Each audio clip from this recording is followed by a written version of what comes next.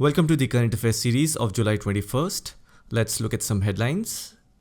The Ministry of Women and Child Development is asking for comments and suggestions related to civil aspects of international child removal.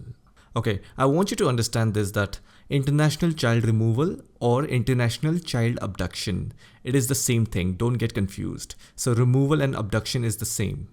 Now let's try to understand what International Child Abduction Treaty is.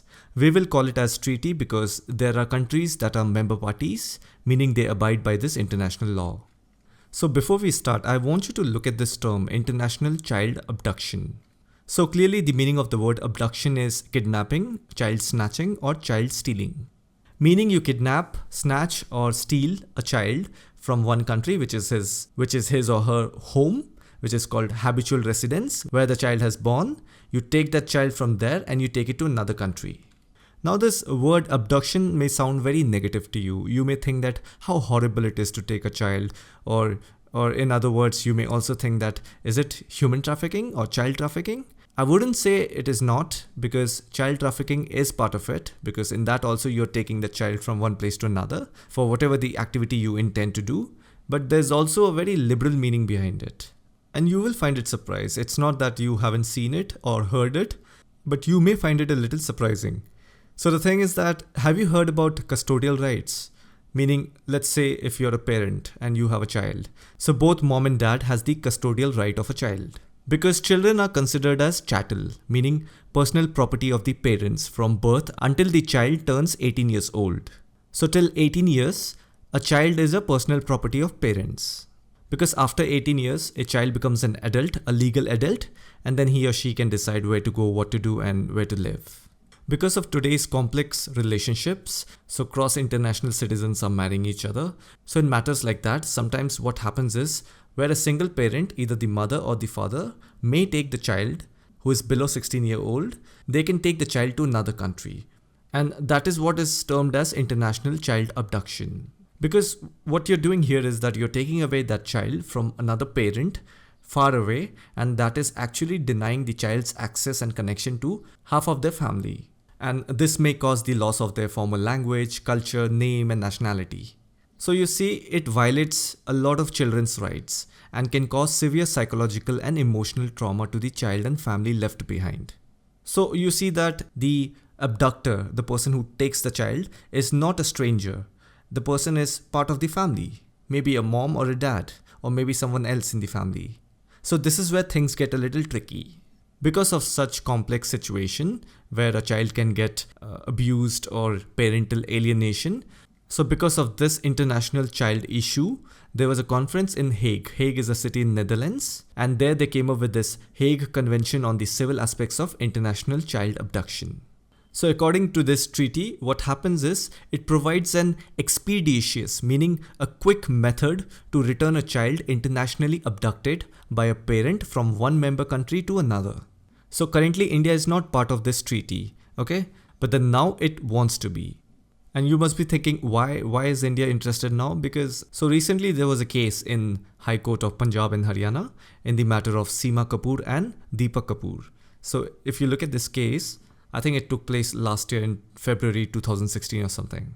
So in this, what happened was these two people, Seema Kapoor and Deepak Kapoor, they are brother and sisters, okay? They are not husband and wife.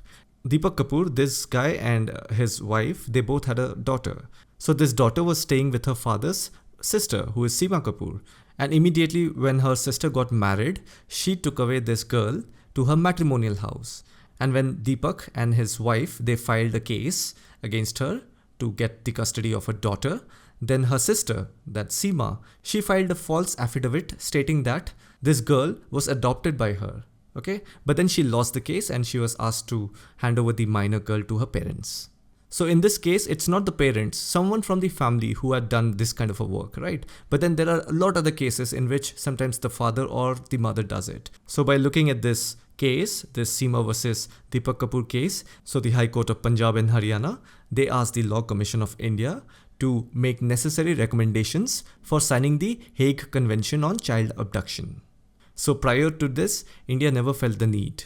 You see, this kind of a law is needed because it ensures prompt return of the child who is wrongfully removed or retained from the place of habitual residence, meaning where he or she has born.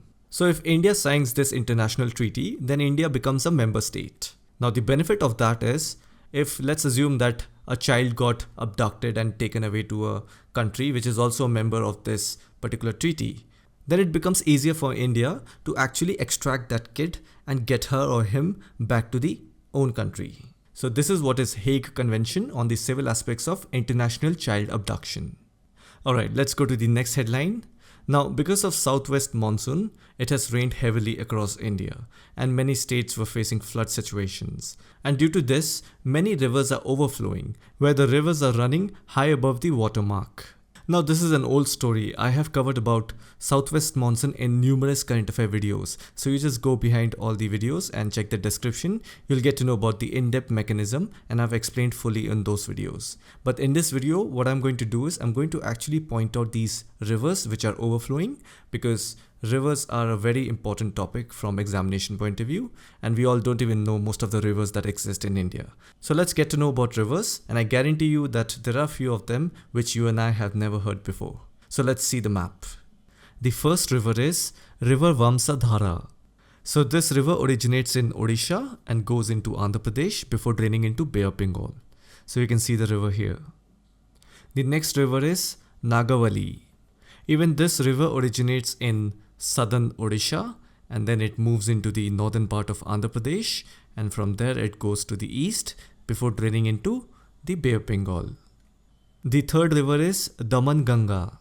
Now this river originates in Western Ghats and drains into the Arabian Sea. The reason it is called Daman Ganga is because it goes through the city of Daman, and Daman is a district in the Indian Union Territory of Daman and Diu. The fourth river is Sabari River. Now this river is one of the main tributaries of Godavari.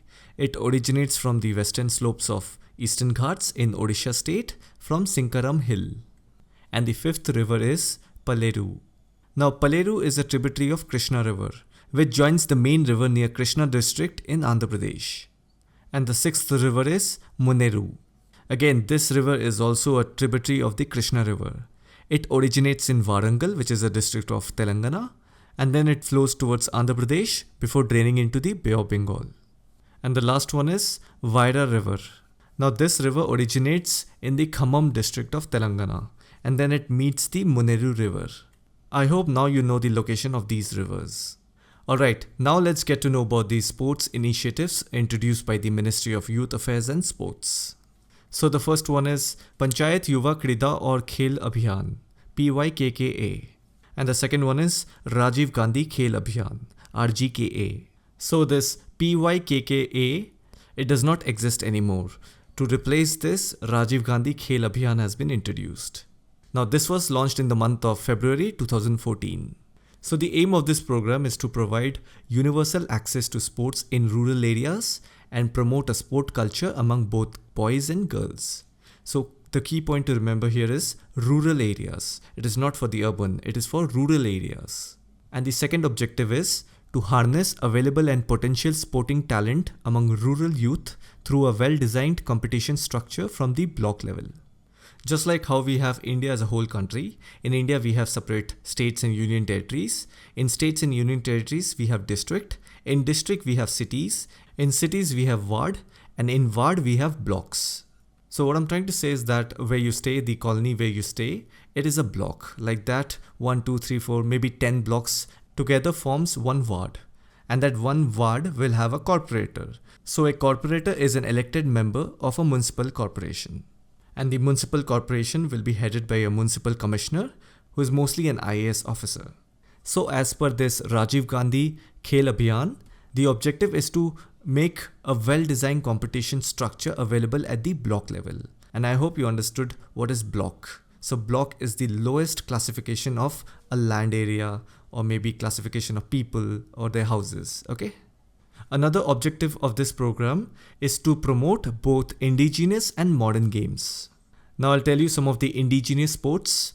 Indigenous sports are those sports which are invented in India. I mean, they are native origin. So they are Kabaddi, Kho-Kho, ball badminton, then Malakhamb, then Atya Patya, then Squay, and then Kalariya Pattu.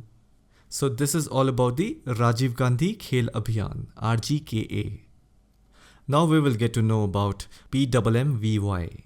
So this Yojana was previously known as Indira Gandhi Maitritva Sanyog Yojana. So it is a maternity benefit program run by the Government of India.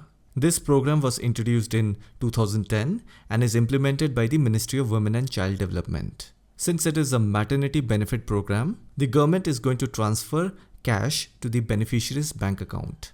And who is the beneficiary over here? The beneficiary is a pregnant woman who is above 19 years of age and has first 2 births, meaning the government is going to pay the benefit for the first 2 births only. So it is sort of a compensation for women for wage loss during childbirth and childcare, and to provide conditions for safe delivery and good nutrition and feeding practices.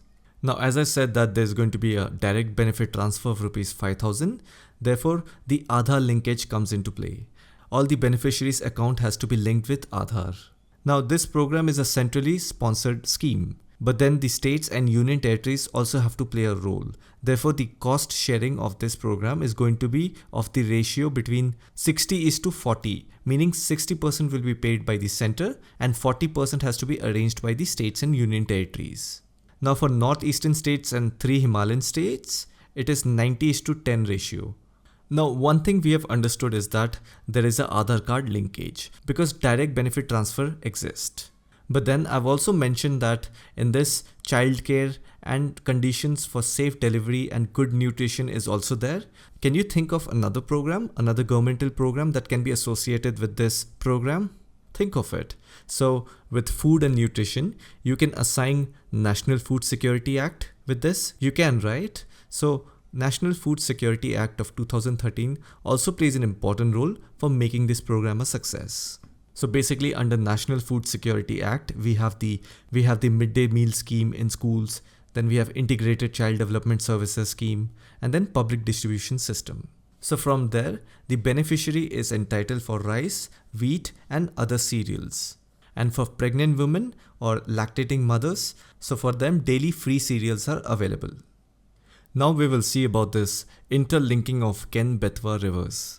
I'll just show you both the rivers on the map so that you can see the difference as to how far they are from each other. So the first question should be, why are rivers linked? What is the purpose behind that? So the aim is to reduce floods in some parts and then water shortages in other parts of India. So how do you link a river? Basically, you create a network of reservoirs and canals, and then you channel the water the way you want to. So if you see, both the river are going to be linked in Madhya Pradesh. So both the river Ken and Betwa originates in Madhya Pradesh. So the plan is to connect Betwa with Ken. So whenever there is a interlink of rivers, there's always going to be ecological and environmental issues. So if you look at the map, clearly you can see this Panna National Park. You see that this Ken River, it goes through this national park. And when you look at Betwa River, it is to the western side. Imagine how much of problem it may cause to the animals and birds that lives over there. So because of this issue, the National Board for Wildlife, that is NBWL, it was not giving the clearance to this Ken-Betwa interlinking of rivers. But then recently it gave the clearance.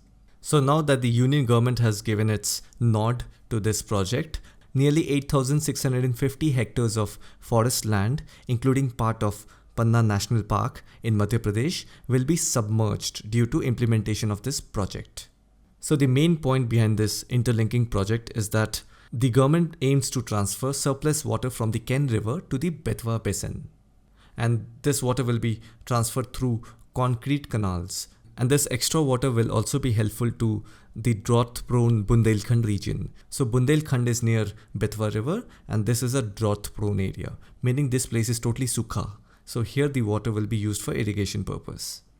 And both the state of Uttar Pradesh and Madhya Pradesh will benefit from irrigation, drinking water, and electricity needs.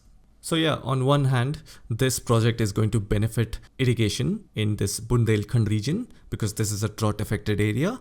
And on the other hand, from environment point of view, 10% of Panna National Park will submerge in this water. So this is everything about your Ken-Betwa interlinking of rivers project. Now let's get to know about this Pradhan Mantri Rojgar Protsahan Yojna. So by the name of this program, you can easily figure out that it's talking about promoting employment generation. So the meaning of Protsahan is promoting and Rojgar is employment. This scheme is being implemented by the Ministry of Labour and Employment. So if you look at the scheme, it is more of a pension scheme.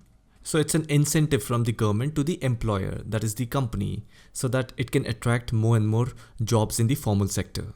Here the government is giving incentive to the employers. Now what is that incentive? So here the government is willing to pay 8.33% of wages to employees' pension scheme on behalf of employer for workers during first 3 years of employment. So let's say you join a company, you get your job. So when you become an employee, what happens is the company covers you under the Employees Provident Fund, okay, EPF. So in that what happens is, let's say your EPF cutting is 1000 rupees. So the company is going to pay 50% of it, that is 500 rupees, and another 500 will be deducted from your salary. And this 1000 will go into your EPF balance. So as soon as you join a company, you become a member of Employees Provident Fund scheme. Now on this Provident Fund scheme, you can also avail Employees Pension Scheme. So this money that gets accumulated, right, in the form of EPF, when you quit the company, you can get this money in your hand. Or what you can do is, you can continue having it, and when you join a new company, that new employer is going to again start putting that money into the same EPF account.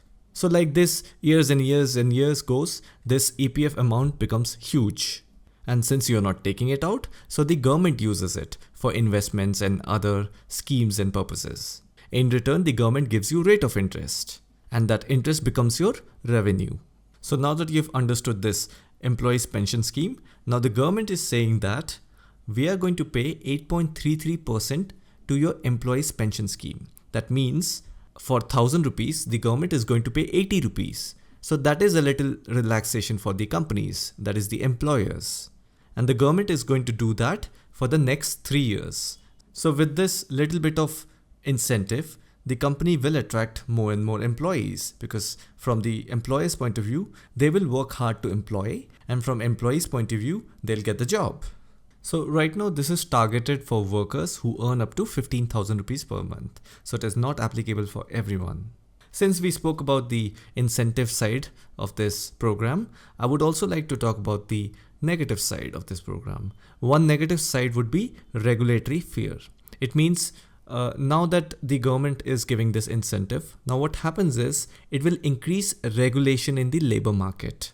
Meaning now the big companies have to be open about their entire book, the accounts book. The scrutiny of their books will be very intense, you know. The government is going to ask for all those kind of details as to who is this employee, how much did you give, and how much our incentive reached them. So this is something that the firms would not prefer. Because so far the government was not interfering in the salaries of private sector employees. But with this program, government is giving incentive, right? So incentive is good, but then that incentive will definitely ask the government to audit. And when you do the audit, then a lot of unwanted things will be revealed. So this was all about the Pradhan Mantri Rojgar Protsahan Yojana. So the government of India is going to launch Aajeevika Grameen Express Yojana. So it's a very new scheme. It is going to provide an alternative source of livelihood to members of self-help groups. So the main question is, who are these self-help group? Well, they are small voluntary association of poor people. Quite a lot of time they are from the same socio-economic background. They come together for the purpose of solving their common problems through self-help and mutual help. So this kind of a group exists in urban areas as well. I'm not trying to compare it with the exact group that I just mentioned, but you can get it what I'm trying to say. So in urban areas, basically colonies and residential areas, there the local people, they conduct something called a chit fund system. So you have the mainstream big legal chit fund system like the Shri Ram chit fund system. Then you have Muthoot finances. I'm not talking about them. I'm talking about these colony people, these colony members. They create a chit system within themselves. So what they do is all the members of the colony, they deposit money, and that money will be kept at one person's place who is supposed to be the leader or the organizer. So here what happens is, if suppose in a month someone from the member needs a lump sum amount. Now, getting a lump sum amount will be very difficult because then you have to go to the bank, then you have to apply for a personal loan, and it will take some time along with rate of interest. Here what happens is you can have the lump sum amount because all the member who contributed, you make a sum total out of that money and that becomes your lump sum helpful amount. So the benefit of this is that you don't have to pay any rate of interest. So it's basically helping each other with mutual interest. So this was an example of urban area, but then I hope you understood the meaning of self-help group. This is the exact thing that happens with poor people as well, for the purpose of solving their common problems, so it could be financial related or resources related, something. So I hope you understand this self-help groups. Now this program called Aajeevika Grameen Express Yojana, which is AGEY, it is going to provide an alternative source of livelihood to members of self-help groups. So how is the government going to help them? They're going to give them jobs, something like a public transport services in backward rural areas. They will be operating the public transport services. So at a most basic level, at a village level, services are needed, right? It could be in the form of, let's say, health, education, then public transport. So you need services, right? So the government is going to employ these people in these services so that they can kickstart their life with an alternative employment with the help of government. Now this program is not yet out, it is a new one, it is going to be rolled out soon. So we can expect a lot of changes in this, but this is the overview of this program. So I hope you got this, Aajeevika Grameen Express Yojana. So these were the important current affair materials that I've found in the news of Friday, July 21st. Keep an eye on the description of these videos for any repeating news. Let me know your thoughts in the comment section. As usual, thanks for watching and I'll see you tomorrow.